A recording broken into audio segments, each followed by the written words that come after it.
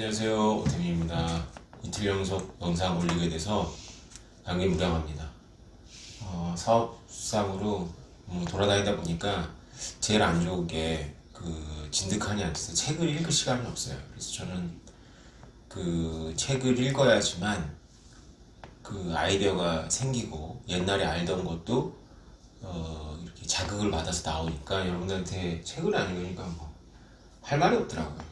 그래서 안 찍게 되는 것도 있고 실제로 물리적으로 피곤하고 그랬었는데 어제 오늘 쉬면서 책을 좀 봤어요. 그래서 득템한 책이 있어서 여러분한테 소개도 해주고 좋은 책을 만나면 행복하죠. 이렇게 얘기하니까 제 아내는 자기가 보기에는 7년 내내 침대에 누워가지고 스마트폰을 유튜브 보는 장면만 있는데 언제 책 읽었냐 그러는데, 하여튼 그건 우리 아내의 이제 정직한 이제 관찰일 거고, 사실 틈틈이 읽습니다. 좋은 책 만나면 기분 좋고요. 이제 우리 아내의 기억이 왜 그러냐면 제가 또 킨들로도 읽거든요. 그래서 이제 킨들로 읽는 거를 이제 스마트폰으로 유튜브 보는 거를 이제 하여튼 스마트폰으로 다 유튜브 이상한 영화 볼 때마다 아내가 저를 보는 것 같아요. 그래서 그때마다 걸리는데 하여튼 그렇습니다. 사실 재밌는 얘기 하나 해드리려고 했어요. 가격도 떨어지고 그러니까 왜 폭락했는지 저한테 묻지 마십시오. 그냥 이렇게 움직입니다. 제가 말씀드렸듯이 5만 달러가 쉽지 않아요. 5만 달러도 이제 포컬 포인트이기 때문에 6만이 중요한 게 아니고 5만은 지금 왔다 갔다 하는데, 이번에 참 다행인 거는 비트코인 6만이 무너지고 나서 5만까지 쭉 무너질 분위기였는데, 그래도 지난 30주 동안 버틴 거는 제가 보기엔 이더리움 덕이에요. 제가 사실 비트코인 맥시지만 이더리움에 대해서 이번엔 좀 괜찮네 라고 생각한 게, 이더리움이 4,000달러 버텼잖아요, 그죠? 그래서 이더리움이 버티면 비트코인 혼자 떨어지기가 좀 어렵습니다. 그러니까 비트코인 혼자 이더리움 놔두고 올라가는 게 어렵잖아요, 그죠? 올 초에 잠깐 그랬다가 이더리움이 바로 반영했죠. 그거 비슷합니다. 그래서 올라갈 때만 이더가 비트코인 덕만 보고 한번 갚아라 제가 그랬는데, 이번에 좀 만약에 비트코인이 5만 달러 공방을 혼자 하지 않고 이더 덕분에 이렇게 5만이 무너지지 않는다면 빚 갚은 거죠. 그렇게 봅니다, 저는. 그래서 그렇게 된다면 이제 이더를 진짜 알트라고 부르는 거는 좀 곤란하다. 비트 맥시 분들도 그런 부분을 좀 고려해야 된다. 그게 이제 현실주의자가 생각하는 방법이에요. 사물에 접근하는 방식이죠. 우리가 원리가 되게 중요하고 때로는 교조주의도 필요하지만 또 현실을 살아가야 되니까, 유한한 우리가 얼마나 그렇게 또 고상하고 교조적으로 살겠습니까? 현실 속에 살아야죠. 이더한테 좀 이번에 신세 지는 것 같아요. 아무튼 5만을 왔다 갔다 하는 건 어쩔 수 없어요. 5만이 10만과 1만처럼 그렇게 2, 3년 갈 그런 포컬 포인트는 아니지만, 그래도 올 한 해 1년은 전부 5만 돌파네요. 그리고 올해의 목표가액 6,300만 원입니다. 한국 돈으로. 우리 6,300만 원은 넘었죠. 근데 다시 6,300만 원 시험할 수 있겠네요, 그죠? 이 N승으로 가면 그렇습니다. 근데 이제 올해가 거의 다 갔기 때문에 2020년도의 목표가는 이제 1억 3천만 원이잖아요. 그래서 1억 3천만 원하고 6천만 원 사이에서 어떤 값을 가져도 사실은 괜찮은 가격이다, 올해하고 내년에. 그렇게 저는 봅니다. 페이스북 이펙트라는 책은 페이스북의 이제 성장 과정을 그린 책이고, 이것이 영화로도 나왔죠. 이 책을 감독이 이제 각색해서 만든 영화가 소셜 네트워크예요. 저커버크를 주인공으로 한. 저는 이제 이 책을 먼저 만났고, 이 책을 통해서 이제 학생들한테 강의도 하는데, 저는 관심을 가질 수밖에 없죠. 왜냐하면 저커버크가, 제가 2002년도 히딩크를 만들 때 저커버크는 하버드 대학에서 페이스북을 만들었습니다. 저는 사상적 배경이 똑같아요. 페이스북은 됐고 저는 실패했죠. 시도도 못했죠, 사실은. 엔진을 만들 수 있었는데. 근데 저는 이 책을 보면서 제가 왜 실패할 수밖에 없었는지를 알았어요. 제가 그 당시 우리 선배가 아니어도 했더라도 아마 페이스북 같이 키우지 못했을 거예요. 저는 지금 제가 이제 여러 가지 사업도 하고 비트코인을 바라보는데 굉장히 좋은 영향을 미칩니다. 그러니까 실패는 진짜 좋은 경험이에요. 그 저커버크는 그 인맥 관리나 이런 식으로 6단계 이론을 사용하지 않았어요. 저커버크의 성공의 배경에는 저커버크가 하워드 대학에서 시작했다는 것이 굉장히 결정적입니다. 그래서 그것은 저커버크의 아이디어가 아니고요. 사실상 이 책의 저자는 저커버크한테 되게 호의적이지만 영화에서는 좀 더 신랄하죠. 그러니까 우리 비트코이너이기도 한 비트코인을 이렇게 키우고 있는 초창기에 굉장히 키웠던 윙클보스 쌍둥이의 아이디어죠. 윙클보스 쌍둥이라는 게 인싸잖아요. 그래서 하버드 대학에서 인싸니까 학생들하고의 그 섹스 파티를 좀 더 효과적으로 하기 위해서 아이디어를 만들어낸 거죠. 그래서 내가 그 캠퍼스 안에서 어떤 여학생을 봤는데 너무 마음에 들어. 근데 그 여학생하고 나하고 직접 링크가 없어. 그래서 그 여학생을 아는 누군가를 통해가지고 소개를 받으면 좀 더 이렇게 빨리 도달하잖아요. 그 아이디어를 만들만 하죠, 그 둘은.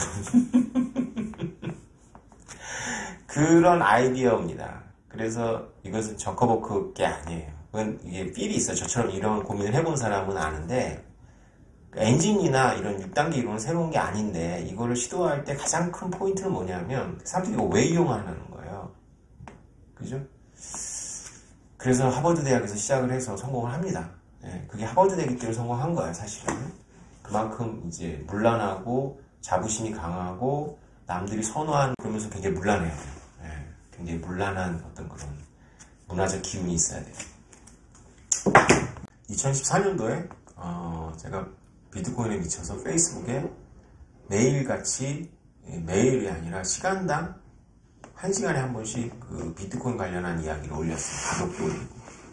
아마 저하고 그 당시 페이스북에 연결되어 있었던 분들은 되게 괴로웠을 거예요. 뭔가 실제로 지금 비트코인 돈을 그 중에 버신 분이 얼마 전에 저를 초대해서 식사를 대접하면서 제 아내한테 그 얘기를 하더라고요. 그때 굉장히 불편했다. 왜냐하면 관심 없는데 계속 오태민이 계속 올리니까 뭔가 관심을 가져야만 될 것 같고, 자기는 관심이 없는데 관심을 안 가지면 안 될 것 같고, 뭐 그렇게 몰아갔다는 거죠. 정확하게 제가 의도한 겁니다. 이거 너무 중요하니까 관심 가져라라고 제가 페이스북에 계속 미친 듯이 올렸어요. 그때 저한테 쪽지를 보냈어요. 점잖게 너를 위해서 하는 말이니까 비트코인 그만 올려, 이렇게 얘기를 하더라고요. 근데 지금 페이스북 보면 이렇게 타고 다 가잖아요. 그죠? 제가 생각했던 건 바로 그거예요. 그거 이제 저커버크는 하버드 대학이라는 남녀 간의 그런 걸로 이제 엔터테인먼트로 뚫은 거고, 저는 이제 그거를 좀 링크드인이나 이런 방식밖에 상상을 못한 거죠. 그 선배도 마찬가지고. 저는 물론 뭐 엔터테인먼트적인 관심이 있었습니다. 이효리를 가지고 얘기를 했거든요. 그런데 제 주변이 그걸 뭐 이렇게 이해해 줄 수 있는 분위기는 아니에요. 제가 비트코인을 하면서 알았어요. 제가 비트코인을 하면서 제 주변 사람들이 이렇게 엔터테인먼트적으로 상상력을 발휘할 수 있는 그런 자원들 자체가 아니다 라는 걸 제가 비트코인을 하면서 오히려 나중에 깨닫죠. 너무 진지한 사람들이었던 거예요. 저커버크가 그러니까 훌륭하고 인격적으로 훌륭하고, 저커버크가 그 윙클보스 아이디어 뺏은 거 보면 굉장히 후레 자식입니다, 이거. 그 페이스북 운영하는 거 봐도 저는 리브라 아이디어 자체도 굉장히 혐오스럽다고 생각을 하는데, 더 문제는 뭐냐면 페이스북의 저커버크가 윙클보스가 미워가지고 비트코인에 대해서 계속 비토났거든요. 저는 인간관계를 이렇게 해석을 하는데, 이 책을 읽었기 때문에 감정이 좋을 리가 없죠. 윙클보스가 비트코인 뒤에 있다고 생각할 거야, 저커버크. 그래서 자기가 새로운 거 만들어서 이제 비트코인을 박살내 버리겠다는 생각이 왜 없겠어요. 이 책을 읽으면 이해가 됩니다. 영화를 봐도 이해가 됩니다. 제가 오늘 여러분한테 제가 어제부터 읽기 시작한, 어제 도착했어요. 휴먼 네트워크라는 책인데, 사실은 이 얘기입니다. 이게 이제 6단계 이론 하면서 네트워크 이론인데, 우리나라에서 권위자는 이제 연세대학교 총장을 하셨던 김용학 연세대학교 사회학과 교수가 네트워크 이론의 권위자입니다. 사실 저는 알렌기지라는 그 툴을 다루면서 제가 통계 분석도 했지만, 이제 학교 선생님들한테 학기 초에 이제 왕따나 이런 거 때문에 인간관계 허브들 찾는 소스 코드를 만들어서 제가 서비스를 해드리기도 했어요. 그래서 그 반 아이 중에 제가 자료가 있으니까 화면에 띄울게요. 이렇게 그런 그림인데, 도수 중심성하고 관계 중심성 이런 거를 이제 수학적으로 정량화해서 찾는 그런 코드들이에요. 근데 제가 여러분한테 이 책을 권하는 이유가 있습니다. 저도 이제 앞부분 조금 읽었는데 옛날 생각도 나고, 그리고 이제 좀 그 이후로 이 네트워크 이론이 계속 발전하고 있잖아요. 그래서 흥미롭고 여러분 좀 봤으면 좋겠어요. 이런 게 백그라운드가 좀 있어야 됩니다. 왜 비트코인이냐? 이 책의 앞부분에 나오는 게 이제 우정의 역설이에요. 우정의 역설이라는 건 쉽게 말하면 여러분보다 여러분 친구들이 훨씬 더 잘 나갑니다. 그게 평균적으로 그래요. 왜 그러냐면 여러분이 인싸가 아닌 이상 여러분의 친구는 인싸하고 연결되어 있거든요. 그래서 여러분의 친구의 개수보다 여러분의 지인들이 평균적으로 갖고 있는 친구의 개수가 많습니다. 이것이 평균적인 그 현상이에요. 자,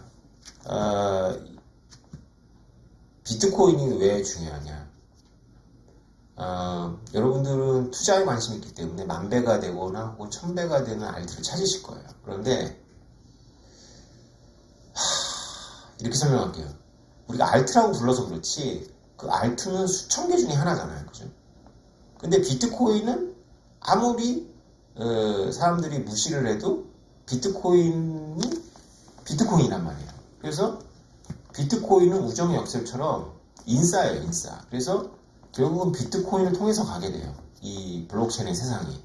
그러니까 비트코인은 절반은 반드시 가져라라고 제가 싱글 파이어에서 얘기를 했잖아요. 현실적인 얘기이기도 한데 제가 비트코인을 얼마나 떠들었겠습니까? 진짜 비트코인 맥시멀리스트가 대한민국에 없었어요. 최근까지는. 또 더군다나 이렇게 책 쓰고 그렇게 비트코인 맥시멀리스트라고 이렇게 맞박이 붙이고 다니는 사람이 없었다고요. 그래서 저는 블록체인 업계 사람들한테 있으나 없는 존재 같은 모리너우리 같은 존재였어요. 제가. 왜냐면 그들이 보기에는 제가 불편하거든요. 근데 이제 최근에 이제 비트코인 맥시멀리스트들이 생긴 것 같아요. 그러니까 뭐 제 채널들이 이렇게 성장을 했겠죠. 근데 그분들이 보기에 저는 이제 순혈주의자가 아닌 것처럼 보일 거예요. 여러분들도 한번 부딪혀보세요. 프론트에서. 여러분들이 비트코인 맥시멀리스트로서 비트코인을 설득하면 여러분 설득에 성공하잖아요. 그럼 불행이 시작됩니다. 그분이 비트코인을 안 해요. 알트를 합니다. 그래서 이런 현실적 지혜가 필요해요. 비트코인 절반 꼭 해라. 알트 한번 해봐라. 젊으면 복구가 되잖아요. 제 나이 이상이면 이제 제 나이 이상인 분들한테 저는 알트를 권하지 않습니다. 무조건 비트. 허용해준다면 뭐 제가 허용할 자격은 없지만 2도 정도예요. 예. 알트 2,000개 중에 하나잖아요. 그죠? 여러분들 제가 지금 카르다노 이런 쪽에 그 소사이어티 가면 제가 쓴 글이나 영상 놓고 막 엄청 씹어댑니다. 네가 뭘 하냐 뭐 제 인격도 난도질 당하고요. 제가 뭐라고 얘기했어요? 카르다노 백서 보고 잘 모르겠다고 얘기했잖아요. 근데 좋아. 네가 하나 보고 무슨 말을 하냐라는 건데 잘 모르겠다고. 144개를 더 읽어보래요. 그래서 아이고 잘 모르겠다고요. 그러니까 카르다노를 제가 설명하려면 144개 논문을 읽어야 자격을 얻는 거잖아요. 그런 비트코인을 떠들기 위해서 144개 백서를 읽은 거 이상을 읽었단 말이에요. 비트코인에 대해서는. 그러면 카르다노를 100개의 백서를 읽고 떠들어야만 된다. 그래야만 당신이 카르다노를 떠들 수 있는 그런 자격을 얻는다라면 우리가 그런 사람이 나오기를 기대할 수 있겠냐고요. 몇 명 나오겠죠. 그죠? 근데 비트코인이 많이 나왔잖아요. 그래서 비트코인은 더 코인이 되는 겁니다. 그것이 네트워크 효과예요. 그래서 여러분들이 이 네트워크 이론을 공부하면 공부할수록 관계 중심성이라든가 도수 중심성 이런 것들에서 여러분들이 안목을 가지면 가질수록 왜 현실에서는 탈중앙화라는 것이 중심 없는 무작위 노드가 아니고 무작위 노드로 되지 않는가, 왜 중심성을 띄워야 되는가라는 걸 여러분들이 깨닫게 됩니다. 되게 역설적으로 보여요. 아니 블록체인이 탈중앙화라며 그런데 왜 이렇게 비트코인 중심에 이렇게 보이잖아요.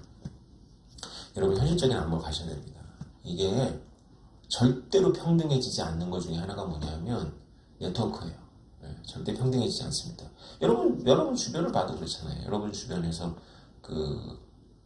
여러분 주변 사람들이 여러분이 도전해가지고 이길 수 있어요. 쉽게 말해서 여러분이 보험을 판매하는 직업을 갖고 있지 않는 한 여러분이 동창회에서 보험을 판매하는 직업을 갖고 있는 동창들보다 더 많은 친구들을 억세스할 수 있는 여러분에게 에너지와 동기가 있으세요?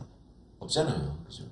우리가 친한 친구들하고만 그냥 가끔 만나는 것도 힘들어 죽겠는데 별로 친하지도 않은 동기한테 전화해가지고 아는 체하고 모임 나오라 그러고 그리고 막 열심히 자기 시간 자기 차비 시간 투자해가면서 만나러 다니고 그런 친구들은 다 동기와 뭐 이런 것들이 다 구비가 되어 있잖아요. 뭐 정치 지망생이거나 못 따라갑니다. 그런 사람들은 어떻게 따라가겠어요? 그럼 어떻게 해야 되냐? 그런 사람들 옆에 두면 돼요. 그게 이제 여러분들이 친구가 적더라도 그 친구들이 여러분들한테 그런 허브 역할을 해주면 여러분들은 괜찮습니다. 그래서 여러분들이 진영 논리에 빠지면 안 되는 이유 중에 하나가 여러분들이 진영 논리에 빠지면 여러분들이 그 친구 관계에서 그 다양성을 잃어버려요. 그럼 여러분한테 정보가 억세스가 안 됩니다. 그래서 여러분들이 정치적 관점이라든가 철학적 관점을 갖는 거야 어쩔 수 없죠. 우리 인간이니까. 그럼에도 불구하고 여러분들이 핵심 포스트에는 여러분들 인간의 핵심 포스트에는 여러분과 다른 세계에 살고 있는 사람들을 둬야 되는 거죠. 이런 책을 좀 보시고 그러면 결국 그 경로의 중심은 무엇이 되느냐? 그 경로의 중심은 굉장히 가파라요. 그러니까 이게 같은 척도로 볼 수조차 없습니다. 그 가파르게 올라가는 허브가 나오죠. 그거를 새로 만든다? 부숴버리고 어렵습니다. 험난한 길을 가게 돼요. 그래서 제가 카르다노 그 주창자들을 보면서 몇 년 전에 이오스 주창자들이 떠올랐단 말이죠. 그래서 제가 카르다노 샀잖아요. 에이다를 샀고 다 좋은데 이제 저의 메시지는 그거예요. 저는 에이다의 가격이 떨어졌기 때문에 에이다가 안 된다. 에이다의 가격이 올라가기 때문에 에이다가 된다. 이렇게 보지 않습니다. 비트코인도 그랬고. 다만 여러분의 시간이 필요하다. 왜냐하면 오락내락 하면서 진짜 충성스러운 그런 커뮤니티를 남길 것이다. 손바꿈을 통해 가지고. 그러니까 지금 올랐을 때 내가 그거 끼어들고 나 카르다노가 정말 좋아. 백사한 건 아니고 로얄한 게 아니에요. 폭락했을 때, 꼬라박았을 때 안 팔고 버티는 사람들, 그리고 공부하는 사람들, 이런 사람들이 로얄한 거거든요. 그랬을 때 자기가 진정한 카르다노 주창자라고 말할 수 있는 거겠죠. 그렇게 얘기했더니 너가 당한 거 당하라는 거지 라고 하면서 이제 댓글 다시는 분들도 있는데 이 세계를 몰라도 너무 모른다는 거죠. 네트워크의 중심은 아무나 되는 게 아닙니다. 네트워크의 중심은 순환론법에 의해서 됩니다. 순환론법은 뭐냐면 네트워크의 중심이기 때문에 네트워크의 중심이 됩니다. 왜 사람들은 네이버에다가 정보를 올리죠? 네이버가 정보가 많기 때문이에요. 아니, 네이버에 왜 정보를 올리죠? 네이버를 많이 보기 때문이에요. 왜 네이버를 많이 보죠? 네이버에 정보가 많기 때문이에요. 그럼 네이버에 왜 정보를 올리죠? 네이버를 많이 보기 때문이에요. 네이버에 많이 보죠? 네이버에 정보가 많기 때문이에요. 왜 서울대를 가려고 그러죠? 왜 대한민국에서는 서울대라는 건 그냥 명문대학이 아니라 하나의 그냥 보통 명사이자 고유 명사가 됐을까요? 바로 이 스케일, 중심성을 만들려고 하는 강한 열망과 관련이 있어요. 인간 사회 현상이죠. 놀랍지 않아요? 불공평하지 않아요? 근데 서울대는 드라마에서 그냥 서울대로 나와요. 왜요? 그래도 돼요. 중심이니까. 그럼 왜 서울대가 서울대죠? 패컬티가 아주 특별히 훌륭한가요? 별로 그렇지 않을걸요? 비슷할 거야? 네. 어차피 서울대 출신들이 서울대 교편을 잡는 거가 아니라 미국의 아이비리그 출신들이 와서 잡는 걸 거니까 미국의 아이비리그 출신들이 연대, 고대, 다른 명문대 다 가니까 비슷할 거다라고 볼 수 있겠죠. 서울대만 가르치는 특별한 지식이 있나요? 그렇지 않을걸요?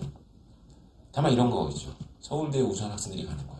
그래서 우수한 학생들과 연결점을 갖기 때문에 나중에 그 친구가 사회 나와서도 그 우수한 사람들과 연결될 가능성이 높죠. 그럼 서울대 왜 우수한 사람들이 가죠? 서울대 우수한 사람들이 가니까. 서울대 우수한 사람들이 왜 가죠? 서울대 우수한 사람들이 가니까. 그게 이유의 전부일 수 있어요. 그죠? 그렇기 때문에 일정한 현실에서 공간을 점유하고 있잖아요. 공간을 점유하고 있어요. 공간을 점유하고 있기 때문에 그 공간 자체가 제약이 있어요. 제가 지금 이거를 또 유라시아 스텝하고 농경민족의 그 육지, 산맥과 이런 걸로 고립되는 육지라고 연구했을 때 설명드리는 겁니다. 좀 어렵죠. 그래서 고등학생, 이 책에 나올 때 고등학생들의 그 네트워크는 무작위 네트워크, 그 중심성이 없어요. 무작위 네트워크는. 무작위 네트워크하고 비교적 비슷해요. 그런데 그 웹페이지들의 네트워크는, 서로 이렇게 참조하는 웹페이지들의 네트워크는 무작위 네트워크하고 완전히 달라요. 완전히 그냥 기울어져 있어요. 왜 그러고 있어요? 공간의 제약을 받지 않죠. 그래서 제가 관계성 설명할 때 스텝 지역의 관계성은 상당히 유동적이라고 말씀드렸잖아요. 그러니까 어디가 더 많이 쏠리겠어요? 그렇습니다. 스텝 지역이 통일이 잘 안 돼서 그것이 통일되면 완전히 중심이 쏠려버리죠. 그 넓은 땅이 전부 쏠려버리는 거예요. 왜냐? 공간의 제약을 안 받거든요. 그래서 인터넷이라는 공간이 그렇게 강력한 독점성을 자랑하는 겁니다. 근데 메타버스라는 게 진짜 묘한 게요. 메타버스는 어떤 속성이 있냐면 인간 사회에 이 현실 사회의 공간성을 좀 부여해요. 메타버스라는 공간 안에. 그래서 메타버스라고 우리가 불려지는 그런 뭐 리니지가 됐건 그 로블록스가 됐건 마인크래프트가 됐건 이렇게 관찰해 보면 현실의 공간성을 그 흉내내고 있어요.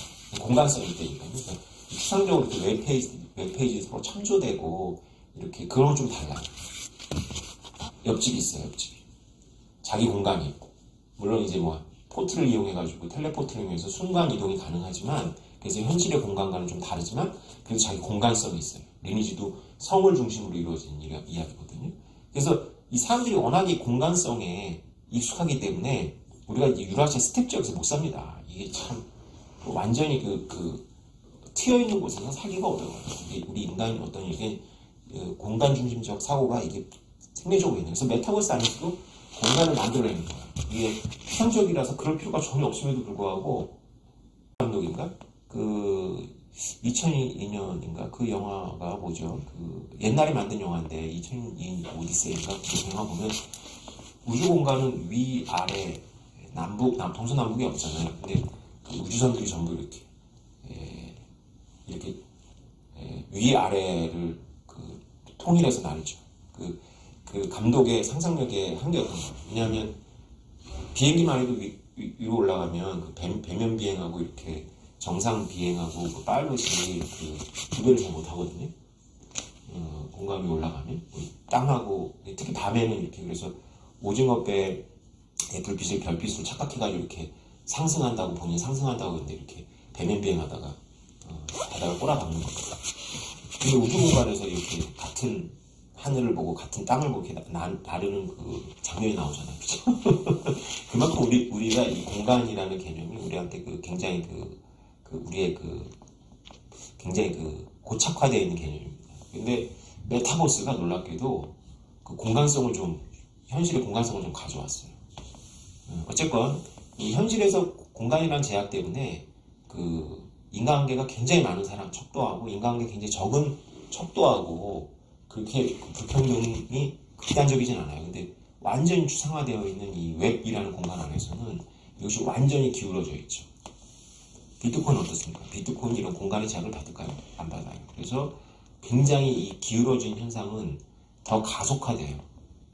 달러보다도 훨씬 더 기울어질 거예요. 이 온라인에서 쓰인다면. 여러분들이 그래서 자꾸 저한테 뭐 새로운 코인 100서 읽어봐라 하는데 여러분 생각해보세요. 제가 공부하기 싫은 것도 있고 제가 지금 바쁘잖아요. 그죠? 그런 것도 있고 여러분이 관심을 갖고 여러분이 알테 대해서 하려면 여러분이 승부를 걸 거면 승부 걸기 위해서 보는 거잖아요. 여러분이 진짜 공부하세요. 저한테 공부시키지 마시고.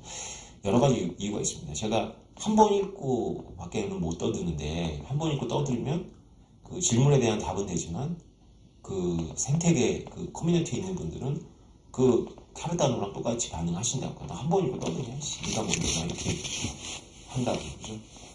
그리고 사실은 훌륭한 프로젝트들 많아요. 근데 훌륭한 프로젝트들이 왜 안 되냐면 중심성을 띄는 것 자체가 일이에요. 그러니까 훌륭해서 되는 게 아니고 유명해져야 되잖아요. 그죠? 유명해지는 것 자체가 일인데 이제 저 같은 사람들이 이제 오디언스들이 있으니까 떠들면 유명해지겠죠. 그러니까 사실은 이제 유명하게 만들어 달라는 거기도 하거든요. 본인들이 하셔야 돼요. 본인들의 생태계를 만들어서 본인들이 해보십시오. 그렇지 않으면 거기까지 갈 길이 멀기 때문에 사실은 훈련도 잘 안 되는 거죠. 아예 다른 분야를 개척하겠죠. 아무도 없는 데다 깃밟고 기다린다. 사람들이 몰려올 거를 예상해서 그럴 수는 있겠죠. 그게 좋을 수도 있고. 네. 엄청나게 좋은 훌륭한 프로젝트 많습니다. 근데 다 묻혀버리죠. 왜냐? 네트워크가 기울어졌기 때문에 있습니다. 절대로 평등해지지 않는 것. 그것이 바로 이 네트워크예요. 그래서 이 점점점 가면 갈수록 더 심해진다.